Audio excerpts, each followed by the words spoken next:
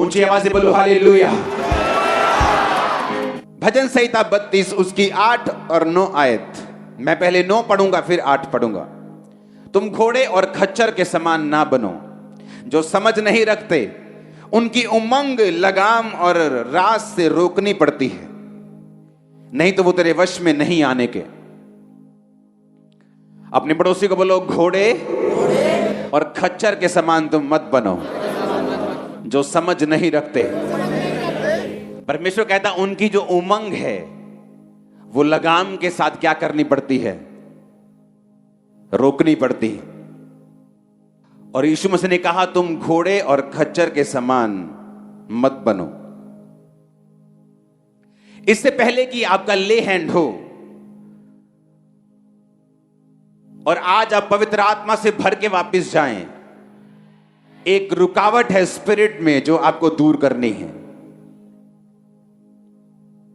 और यह वचन आपकी हेल्प करेगा उस रुकावट को फिनिश करने के लिए। एक रास्ता है जो परमेश्वर ने आपके लिए ठहराया है, एक वो रास्ता जो आपके लिए अनॉइंट किया गया है, वो मंजिल जो परमेश्वर ने आपके लिए रखी है, और उस मंजिल तक पहुंचने के लिए एक रास्ता है जो आपके लिए ठहराया गया है। और वो रास्ता हर एक बंदे के लिए उसका तरीका अलग अलग है।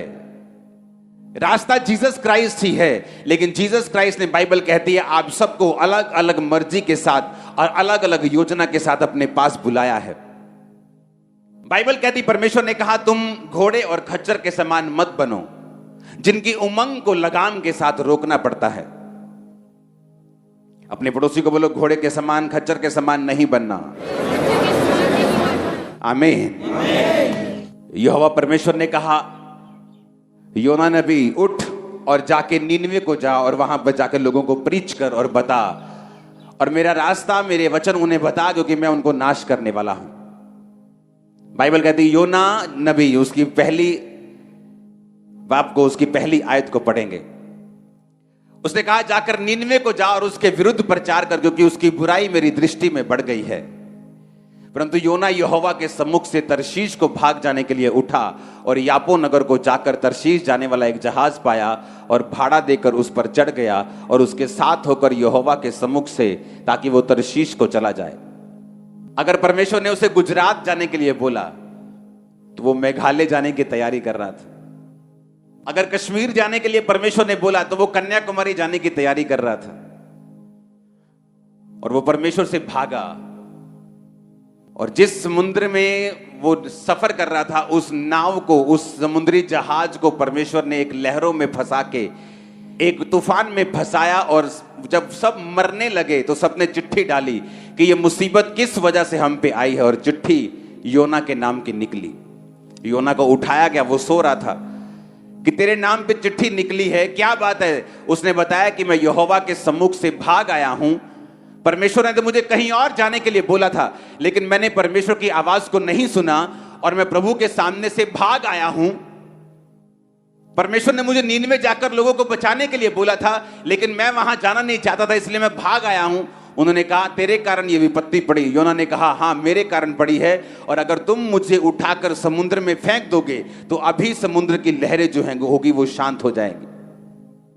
और जब उन्होंने योना को फेंका लहरें शांत हुई। बाइबल कहती जब योना डीप समुद्र के अंदर चला गया, जब अंदर भी समुद्र के पहाड़ होते हैं, अंदर भी अगर आपको मालूम हो तो माउंट एवरेस्ट से भी ऊंचा पहाड़ समुद्र के नीचे। तो बाइबल कहती है वो समुद्र के नीचे जब वो मूर्छा खाने लगा, जब वो मरने लगा, तो परमेश्वर ने एक मछली को ठहराया, एक व्हेल ने उसे निगला। और बाइबल कहती वो मछली के पेट में 3 दिन और 3 रात रहा और अंदर से परमेश्वर के पास प्रार्थना करता रहा, क्योंकि उसे मालूम था कि परमेश्वर ने उसे एक और मौका दिया है।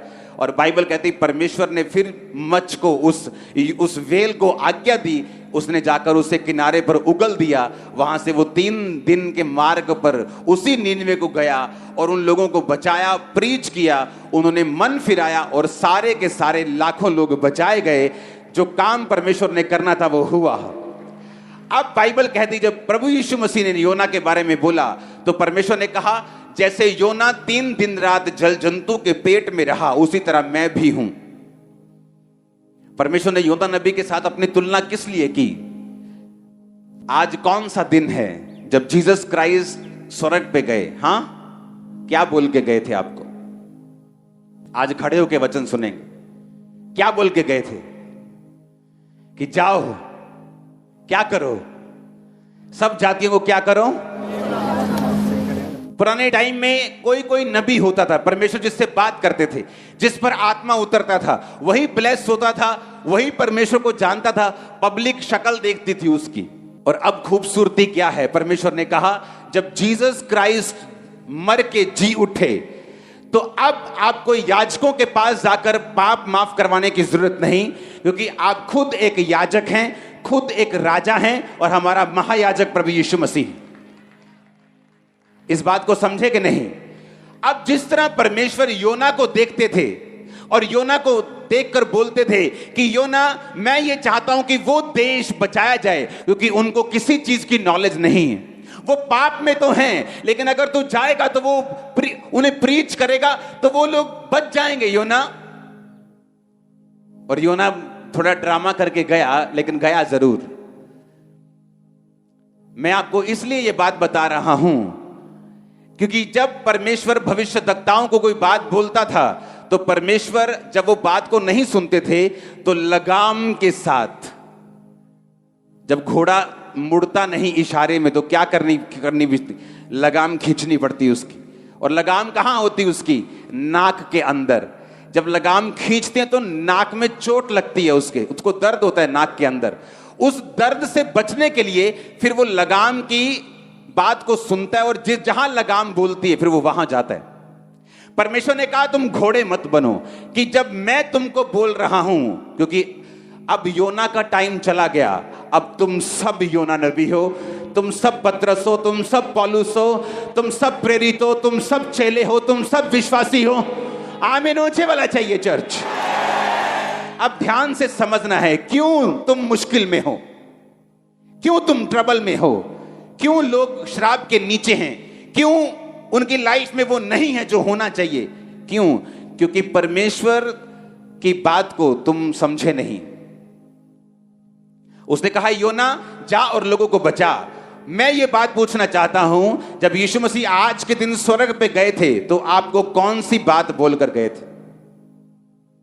कौन सी बात बोल के गए थे? क्या बोल के गए थे? बोलो ऊंची आवाज में। ऊंची नहीं आई आवाज, बोलो क्या बोल के गए थे? बोलो जाओ। क्या बोल के गए थे? अब पूछो अपने पड़ोसी को तुम जाते हो कि नहीं? तुम जाते हो लेकिन अपना राज्य स्थापित करने के लिए, कुछ अपना फायदा ढूंढने के लिए। तुम जाते हो लेकिन सिर्फ फॉरेन वाले लोगों के पास ताकि तुम्हें वीजा मिल जाए। तुम जाते हो सिर्फ अमीरों के पास, तुम जाते हो सिर्फ अपने स्वार्थ के लिए। उसने कहा जाओ और सुसमाचार सुनाओ। आज कलीसिया बीमारियों में और श्रापों में नहीं होती अगर उसने परमेश्वर की इस आज्ञा को पूरा कर दिया होता तो। जब योना ने परमेश्वर की आज्ञा पूरी नहीं की तो परमेश्वर ने क्या किया?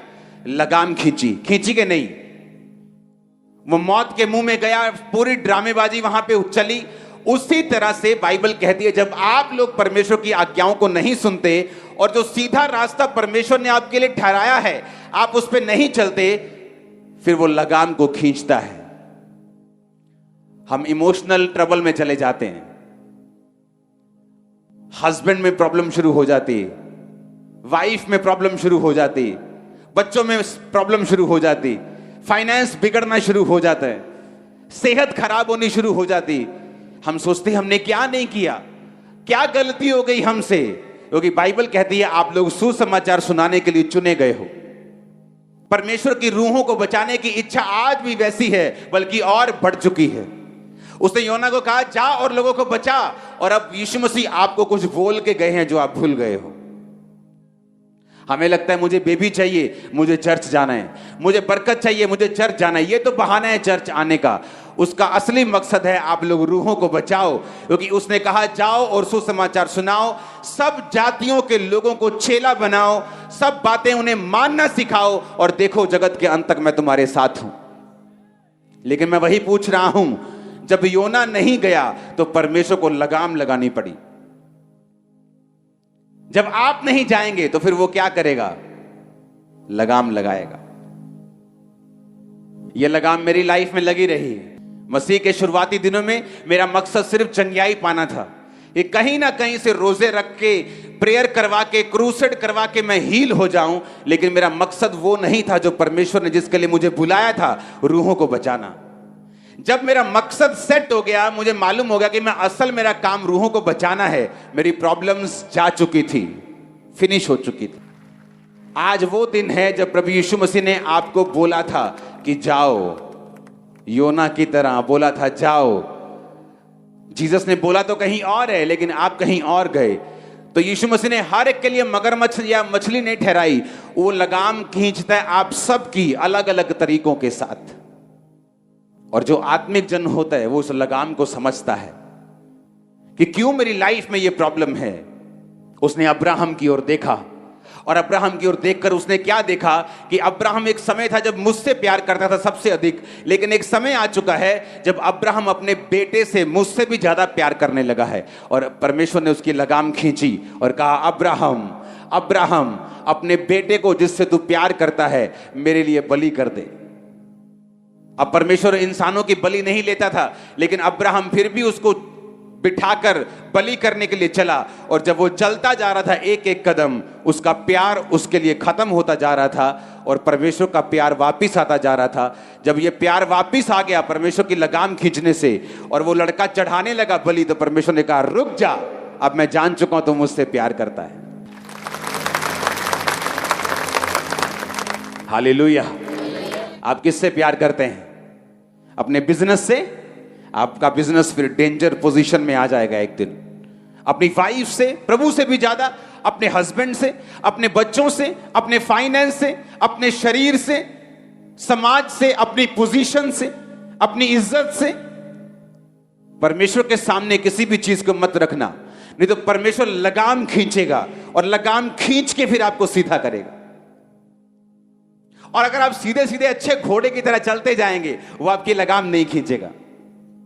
आप सीधा सीधा चलते जाएंगे, आप वही वही रास्ता फॉलो करते जाएंगे जहां जीसस ने आपको जाने के लिए बोला है। आप सुसमाचार को सुनाएंगे, आप डरेंगे नहीं, घबराएंगे नहीं। अपने माता पिता, भाई बहन, अपने बच्चे, अपना कारोबार, अपना शरीर, अपने लोगों से अधिक प्रभु से प्यार करेंगे।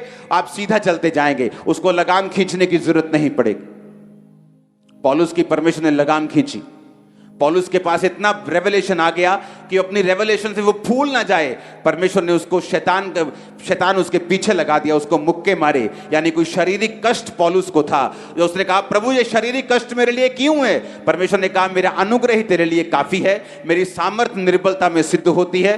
अब मैं इस निर्बलता में तुम्हें बढ़ाऊंगा, बस चलते जाना, आगे बढ़ते जाना। हालेलुया। परमेश्वर आपको इन पंगों में कई बार लेके जाता है ताकि आपको ये चीजें समझा सके, आपको ये बता सके।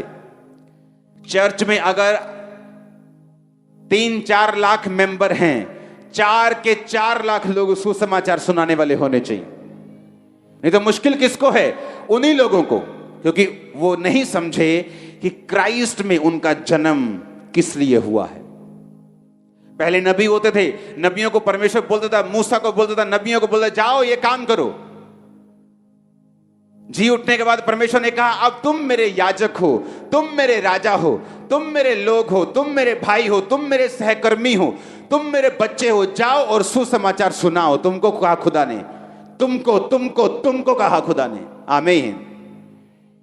स्वर्गदूत आया जकरिया के पास, कहता है, जकरिया तेरी प्रार्थना सुन ली गई है, बुढ़ापे में तेरे बेटा होगा, तेरी पत्नी जो बांझ कहलाती है वो पुत्र जनेगी, उसका नाम यूहन्ना रखना। उसने कहा, ये कैसे हो सकता है, वो बूढ़ी हो चुकी है। लूका 1 उसकी 19। स्वर्गदूत ने उसको उत्तर दिया, मैं जिब्राइल हूं जो परमेश्वर के सामने खड़ा रहता हूं, तुझसे बातें करने और सुसमाचार सुनाने को भेजा गया हूं।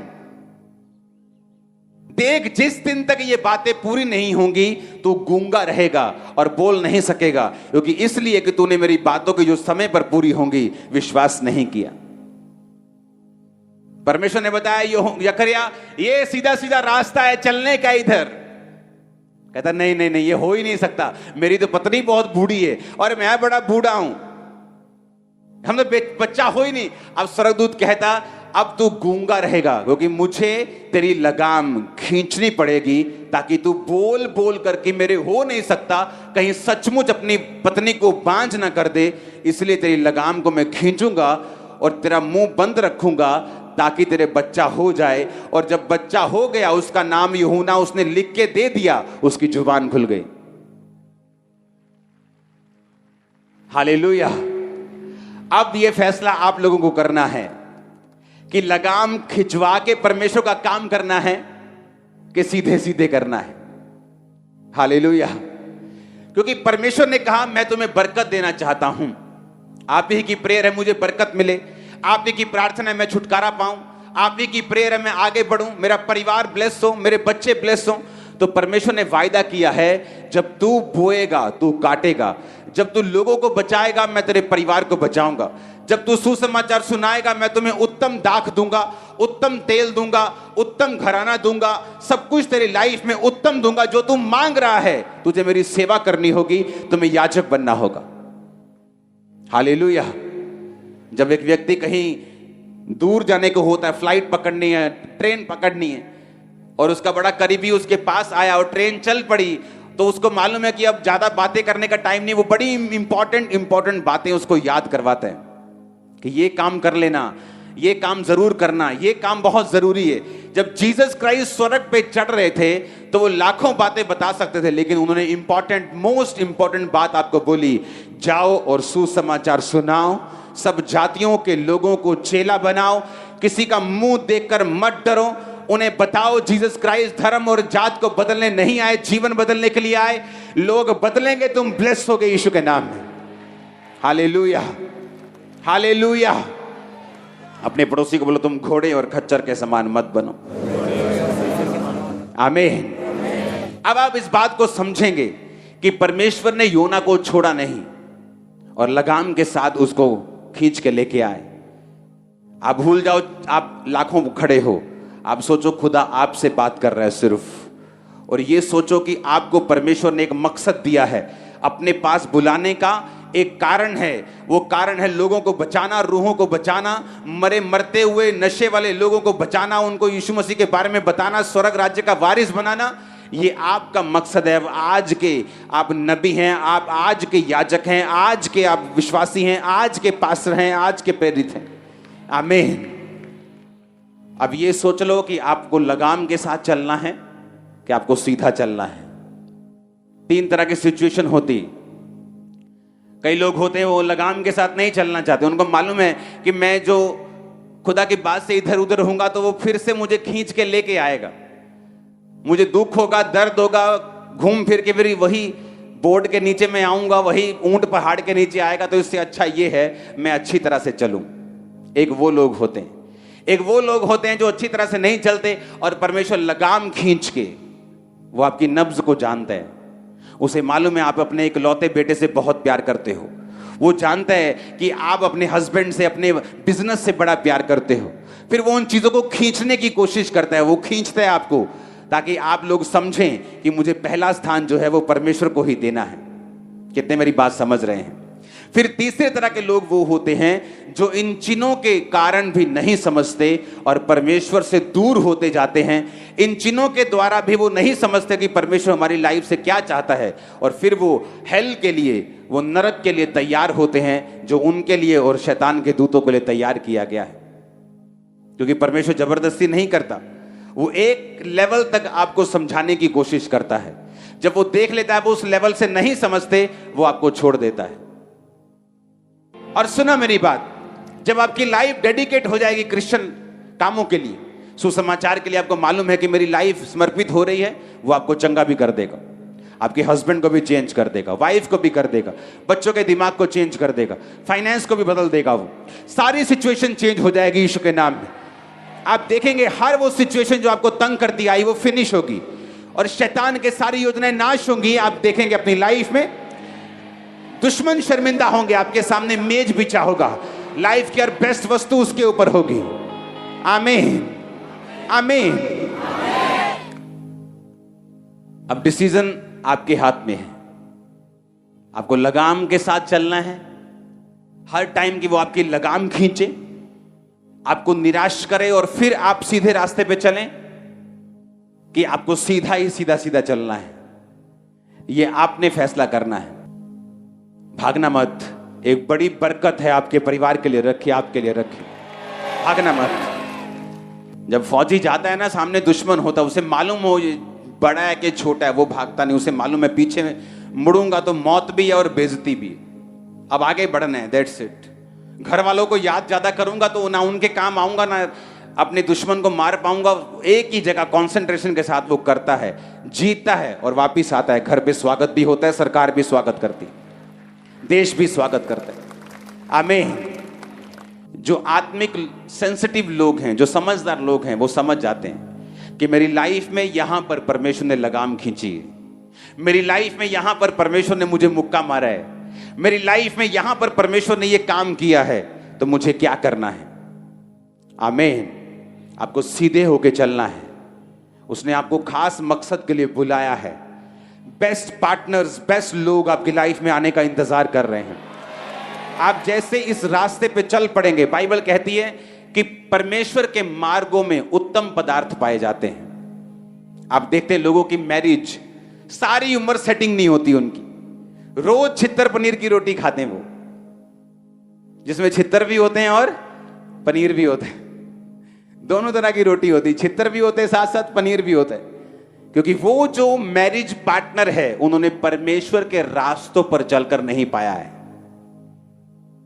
और परमेश्वर ने कहा मेरे मार्गों में उत्तम पदार्थ पाए जाते हैं। जब तुम मेरे मार्ग पे चलेगा तो उत्तम पदार्थ तुम्हें मिलेंगे। तुम्हें पार्टनर उत्तम मिलेगा, बिजनेस उत्तम, देश उत्तम, फाइनेंस उत्तम, चर्च उत्तम, बच्चे, हस्बैंड, वाइफ, सब कुछ उत्तम। लेकिन उसने एक और कंडीशन रखी है, कहता मेरा रास्ता कैसा है, तंग है, संकरा है, तंग है, मुश्किल से तुम्हें जाना पड़ेगा, और थोड़े हैं जो इसे पाते हैं। लेकिन दूसरा रास्ता खुला है, व्यभिचार का रास्ता ओपन है, और बहुत होंगे जो उस रास्ते पे चलेंगे।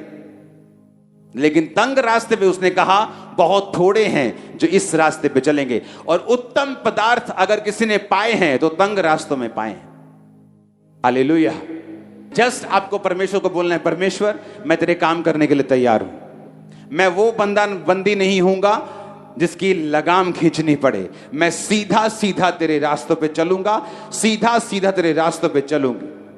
आमीन, आमीन। आप डॉक्टर हैं, डॉक्टर बनना चाहते हैं, आप भी ये प्रार्थना कर सकते हैं। आप इंजीनियर हैं या बनना चाहते हैं, आप भी ये प्रेयर कर सकते हैं। आप पॉलिटिशियन हैं या बनना चाहते हैं, आप भी ये प्रेयर कर सकते हैं। आप पास्टर हैं, आप कोई भी हैं, परमेश्वर की सेवा सबके लिए है। मैं सारा दिन डॉक्टर से बात नहीं करता हूं, मैं डॉक्टर नहीं हूं, मैं हॉस्पिटल में नहीं रहता हूं। तो डॉक्टर डॉक्टर को बचाएगा, नर्स नर्स को बचाएगी, लेबर लेबर को बचाएगी, बिजनेसमैन बिजनेसमैन को बचाएगा। कितने मेरी बात को समझ रहे हैं? तो हर एक बंदा ये बोले, खुदावंद मैं तेरे नाम की गवाही दूंगा, मैं तेरे नाम का प्रचार करूंगा। जो आज के दिन तूने 2000 साल पहले कहा था कि जाओ और सुसमाचार सुनाओ, सब जातियों के लोगों को चेला बनाओ, मैं इस वचन को पूरा करूंगा। आमीन, आमीन। और बाइबल कहती है जब उन लोगों ने मन फिराया तो परमेश्वर आनंदित हुआ। वो नहीं चाहता कोई भी नाश हो।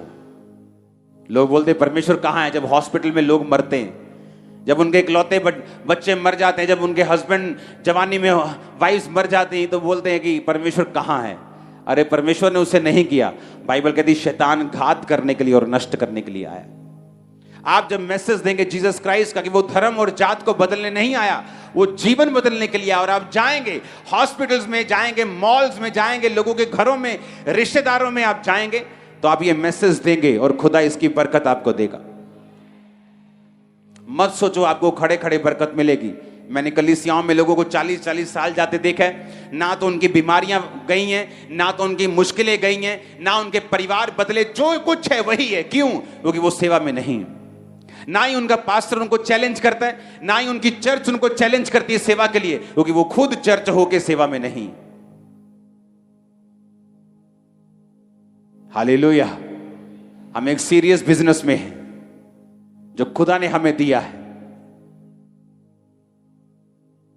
वो पैसे कमाने का बिजनेस है, रूहें कमाने का बिजनेस है। उसने कहा मैं तुम्हें रूहों को पकड़ने वाला बनाऊंगा, मनुष्यों को पकड़ने वाला बनाऊंगा। इस साल के अंत में आपका रिपोर्ट कार्ड जब मांगा जाएगा, जो हर क्रिसमस पे आपसे मांगा जाता है कि कितनी रूहें बचाई हैं पूरा साल, तब शर्मिंदा होकर आंखें नीचे करके, हाथ नीचे करके खड़े होने की जरूरत नहीं। अब से काम करना शुरू करो। जून चढ़ने वाला है, सबसे गर्म महीना चढ़ने वाला है। आत्मा में सबसे गर्म हो जाओ, शैतान पर हथौड़े मारो, उसे लोगों से निकालो। आपके घरों से परमेश्वर निकाल देगा उसे। वो आपके घरों से क्यों नहीं गया? क्योंकि आपने लोगों से उसे कभी नहीं निकाला। आपने चैलेंज कभी लिया ही नहीं, आपने कभी चुनौती ली नहीं, आपने कभी परमेश्वर के वचन को सीरियसली लिया ही नहीं। इससे पता चलता है कि अगर हम ये वचन को भी सीरियस नहीं लेते तो हीलिंग के वचन को भी अपनी लाइफ में पूरा होते हुए कैसे मानेंगे?